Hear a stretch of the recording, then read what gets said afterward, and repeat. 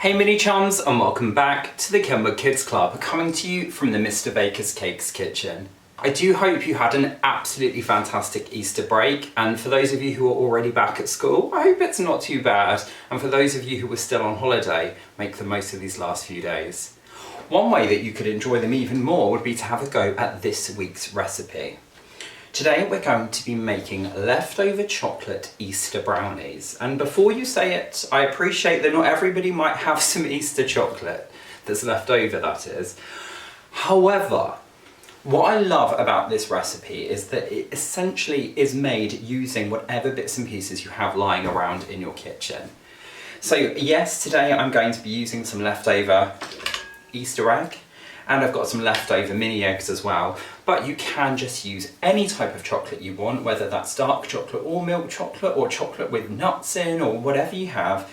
And then chocolate chips, chopped up chocolate, I'm using crushed mini eggs, and then even kind of the other bits and pieces, so the sugar and the flour and what have you, you don't need very much. So it's perfect for using up those last little bits of your ingredients, perhaps from another recipe. Before we get started, if it's your first time watching one of our videos here in the Kenwood Kids Club, don't forget to click on that big red subscribe button down there on the right.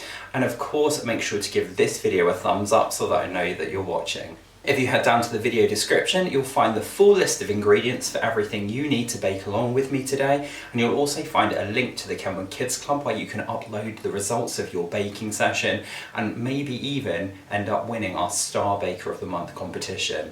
It's a really good competition, and I'll tell you a little bit more about it at the end of this video. But make sure your hands are washed, make sure everything is nice and clean and ready, and ideally measured out in advance if you can, and let's get cracking. So as I say, today I'm using leftover Easter chocolate. So I got given some chocolate eggs by my family over the Easter weekend, and I've kept some back to make this recipe. I've got just under one whole Easter egg here, and the first thing I'm going to do is just break it up into smaller pieces in a large microwavable bowl. This is going to form the basis of our kind of chocolatey chocolate brownie recipe. So if you can bear to sacrifice one of your Easter eggs, it will make it taste amazing. Breaking that up into small pieces, and then in with that I'm going to add some butter. And I'm actually using unsalted butter today, which is most unlike me. I usually use slightly salted butter. So I'm going to need to remember to add a pinch of salt to this mixture before I pop it in the oven, otherwise it might taste a bit sickly sweet. Now, to melt my butter and chocolate together, I'm actually going to use the microwave today. You can pop this bowl over a pan of barely simmering water and just stir it until it's all melted. But again, I wanted this week's recipe to be super easy. So I'm going to pop this bowl in the microwave for 30 seconds, take it out, give it a stir, pop it back in again for another 30 seconds, and then take it out and stir again, and just keep repeating that until it's completely melted. Now, I'm not going to make you watch me do that on screen because we've done that so many times in previous videos, so instead I'm quickly going to do that and then we'll carry on.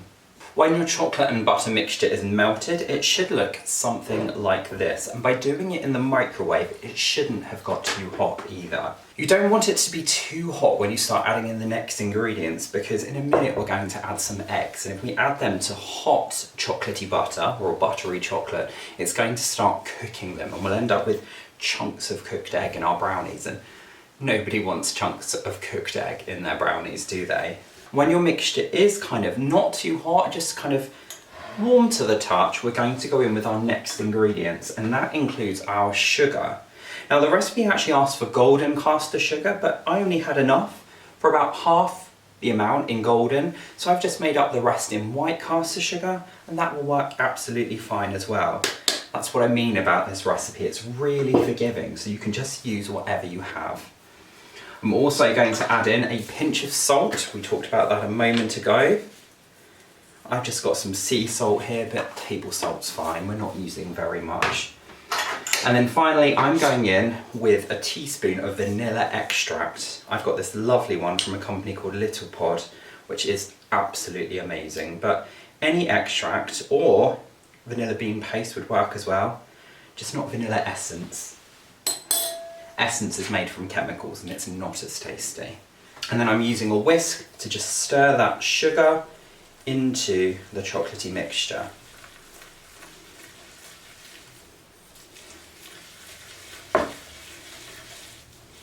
what you'll find will happen is that sugar will gradually start to dissolve into the liquids and it will get easier to stir. But we're going to help it along by adding in our eggs now. And we're going to use 2 large eggs and add them one at a time.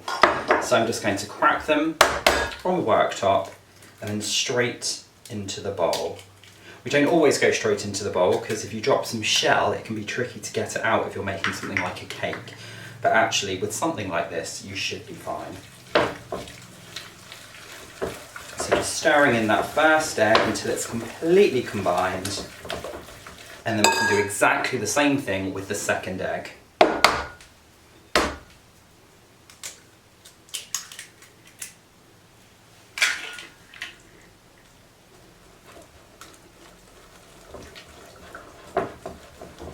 When all of those ingredients are combined, we can sift in our dry ingredients, and that includes plain flour, so flour with no raising agent in it, and cocoa powder. The reason why we're sifting is it's just going to allow us to get a little bit more air into our brownies, because we're not actually using any raising agent in these at all. We want them to be quite dense and fudgy, but a little bit of air from sifting that flour definitely isn't going to hurt. Going back to my whisk, and again I'm just going to stir this mixture through until those dry and wet ingredients are combined together. Another thing I love about this recipe is it all takes place in this one bowl, so it doesn't make tons of washing up, well, unless you weigh out all your ingredients separately like I did. If you find this bit a bit tricky, because it will start to get a bit stiffer, you can get an adult to give you a hand. I have to say, it already smells amazing. That chocolate flavour is really just wafting up at me as I stir. Okay, so I can't see any more of those dry ingredients, so it looks like we're pretty well combined. So the last thing I'm going to do now, I can take as much mixture off this whisk as I can. Except for that bit, apparently. Then I'm going to add in some chocolate chips, or in my case I'm using some crushed up chocolate mini eggs. I crushed up mini eggs when we made our Easter cookies a couple of weeks ago, but basically just pop them in a strong freezer bag and then use a rolling pin to just give them a quick bash. Just going to pop those in as well, and then going back to my spatula this time, I'm just going to stir them through. If you want, you can reserve some of those mini eggs, which means keep some back, and then sprinkle them over the top so that you have a bit of decoration as well, but I'm not too worried about that. I just want them in there, giving me even more chocolate in each mouthful. And then when everything is completely mixed, and you should have something that looks like this, I'm going to grab a buttered and lined baking tray. This one is 7 inches square. You can use a square cake tin if you'd prefer. And I'm just going to pour this mixture into that tin.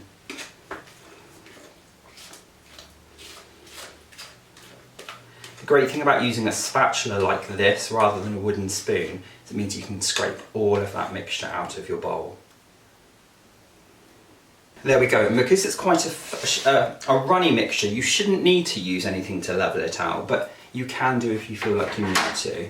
And then this needs to go into a preheated oven at 180 degrees, which is 160 fan or gas Mach 4, for around 35 to 40 minutes.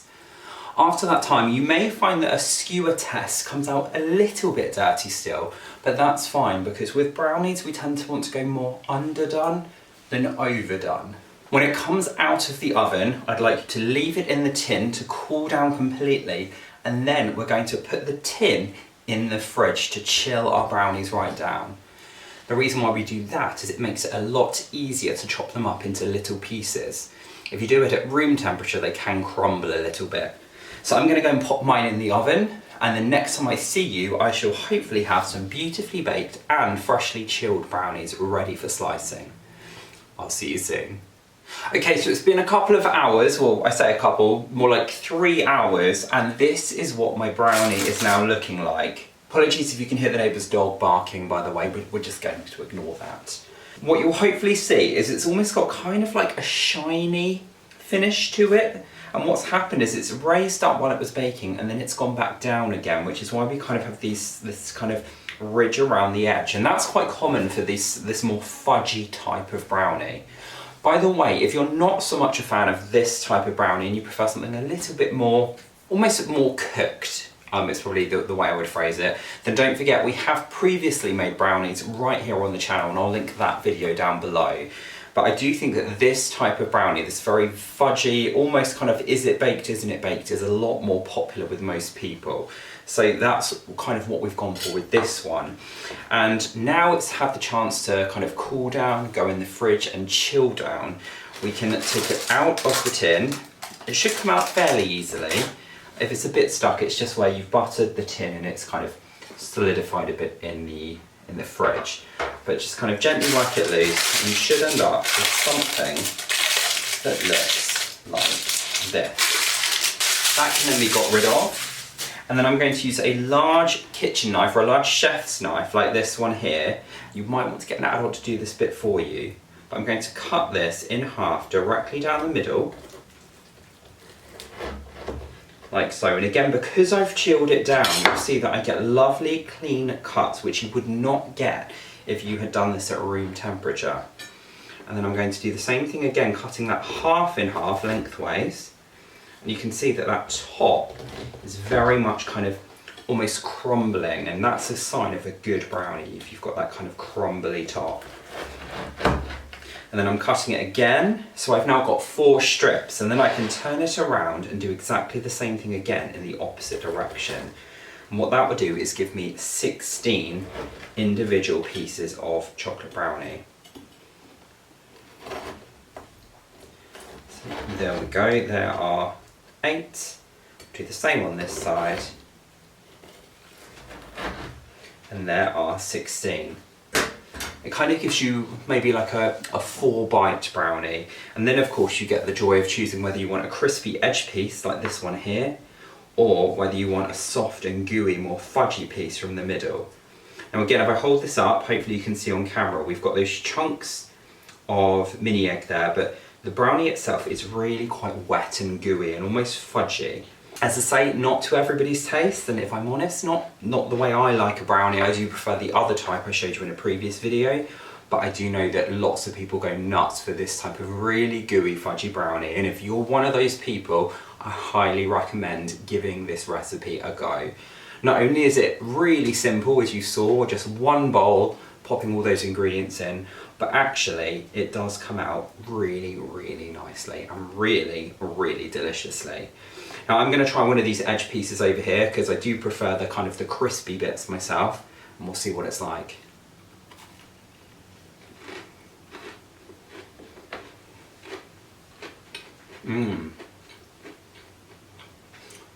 So on that edge piece in particular, you could probably hear as I was chewing, really, really crispy around the edges, and then it goes into more of a chewier, fudgier mixture as you move more towards the middle. And then because of those mini eggs, we've got these lovely big chunks of chocolate in there as well. Absolutely delicious. As I say, if you fancy giving this one a go, I've already got chocolate all over me now.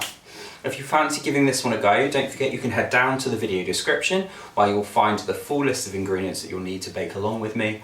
And of course, if you click on the link that will take you to the Kenwood Kids Club website, you'll find the full written out method over there as well. If you do have a go at this recipe, don't forget to take a photo and share it with us over on the Kenwood Kids Club website, because that will enter you into our Star Baker of the Month competition. Every single month, we choose one person from everyone who has uploaded a picture of one of their bakes to our website, and it doesn't have to be this one, by the way, it can be any recipe on the website. But we choose one person to be our Star Baker of the Month, and they get sent their very own Kenwood Kids Club goodie bag, including all sorts of bits and pieces, like a pen, a notepad, a spatula, their own Kenwood Kids Club apron, and they also get their very own Kenwood mixer as well. So if that sounds like something you would like to win, again, all you have to do is have a go at this or any of the other recipes here on the Kenwood Kids Club YouTube channel, take a photo of your bake, upload it to the website, and who knows, in a couple of weeks' time I could be announcing you as our Star Baker of the Month for April. As always, I do hope you enjoyed this week's video, and if you did, don't forget to give it a thumbs up down below, and if you've not already subscribed to the Kenwood Kids Club here on YouTube, do make sure you hit that big red subscribe button before you go as well. We're almost at 1,000 subscribers and we're very excited to hit that milestone.